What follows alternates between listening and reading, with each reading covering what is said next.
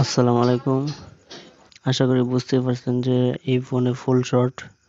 তো আজকে আমি দেখাবো কিভাবে যেকোনো বাটন ফোনের ফুল শট সমস্যার সমাধান করতে হয়। তো আমি প্রথমে ফোনটা খুলবো। খোলার পর আমি আপনাদের দেখাবো যে ফোনের কীরকম অবস্থা। এই ফোনটা পানিতে পড়ছিল। তো আশা করি দেখতেই পারছেন যে ফোনের চার্জিং পোর্টের আশেপাশে এবং নেটওয়ার্ক অ্যান্টেনার আশেপাশে এবং বিবেটের কানেকশনের আশেপাশে ফাঙ্গাস পড়ে গেছে এবং কিছুটা সাদা হয়ে রয়েছে। তো আমি এগুলো ক্লিন করব। তো ভালোভাবে ক্লিন করলাম। তো এখন আমি আবার কানেকশন দিয়ে দেখব, ব্যাটারি ভোল্টেজ দিয়ে দেখব, পাওয়ার সাপ্লাই ভোল্টেজ দিয়ে দেখব যে আমি এখনো শর্ট রয়েছে কিনা। তো আমি দেখতে পেলাম যে ফোনটা এখনো শর্ট রয়েছে। তো এখন আমাকে তো আশা করি দেখতে পাচ্ছেন যে এখানে ধোঁয়া উঠছে, তার মানে এখানে ফুল শট। তো আমি এখন আবারও আপনাদের দেখানোর জন্য বা বোঝানোর জন্য আমি একটু ধোঁয়া থেরাপি দিচ্ছি, যাতে সঠিকভাবে বোঝা যায় যে কোনটা শর্ট।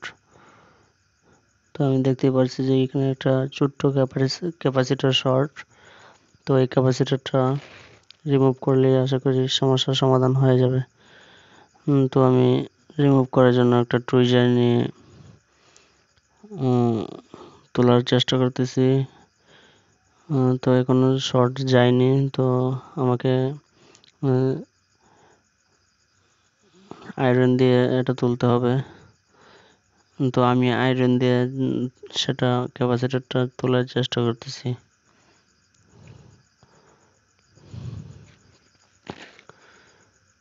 তো যে ক্যাপাসিটরটা ফুল শর্ট ছিল সেটা আমি অলরেডি তুলে ফেলেছি এবং দেখতে পাচ্ছি যে এখন আর শর্ট নেই। তখন আমি ফোনটা ফিটিং দেব। দেওয়ার পর আপনাদের দেখাবো যে ফোনটা রানিং হয় কি না। সে পর্যন্ত সাথেই থাকুন। আর যারা আমার চ্যানেলে নতুন, অবশ্যই আমার চ্যানেলটা সাবস্ক্রাইব করবেন। আমি প্রতিদিনই নিত্য নতুন ভিডিও নিয়ে আসি আপনাদের জন্য। আর যারা আমার চ্যানেল সাবস্ক্রাইব করেছেন তাদেরকে অসংখ্য ধন্যবাদ।